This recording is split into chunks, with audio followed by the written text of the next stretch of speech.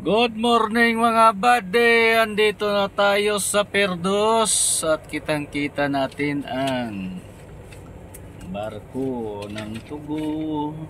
Mga buddy, ang ganda-ganda ng tanawin. Dito tayo sa Perdos.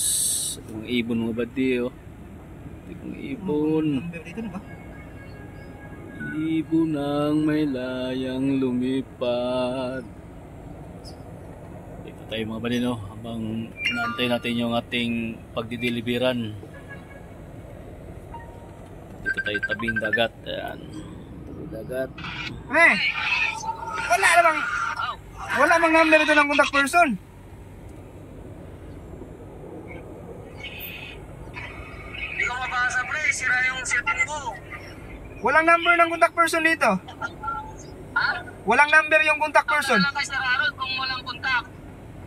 Sige pre. Pero yung ano, nakakuha mo na yung area. Nandito na kami oh. Oh pre, nakita na namin pre kung saan ka umihi. Ayan. Yan.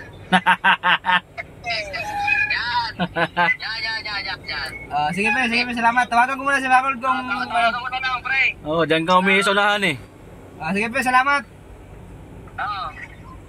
Ingat. Sige, salamat.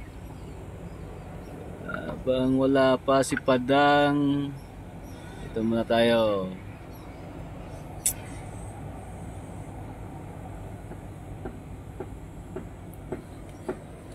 Oras na. Kain muna tayo. Asunsi na. Hello sir, good morning.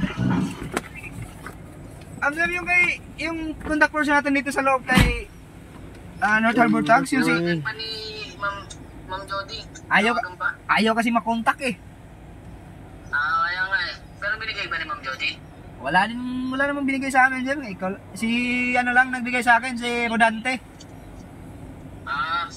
Yun nga, nakalip daw kasi yun. Naghahanap pa si Ma'am Jody ng ibang contact person.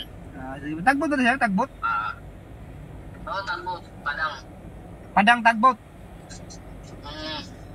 Wala pang tagbot dito eh. Wala pa kasi tagbot dito sir eh. Sige sir, follow up lang ako sir. Sabi naman ni Ma'am Jody, pag wala pa dyan, tatawag niya lang sa office para yung office na magre-receive. Sige po sir, salamat. Sige, okay. Balitaan mo na lang kami.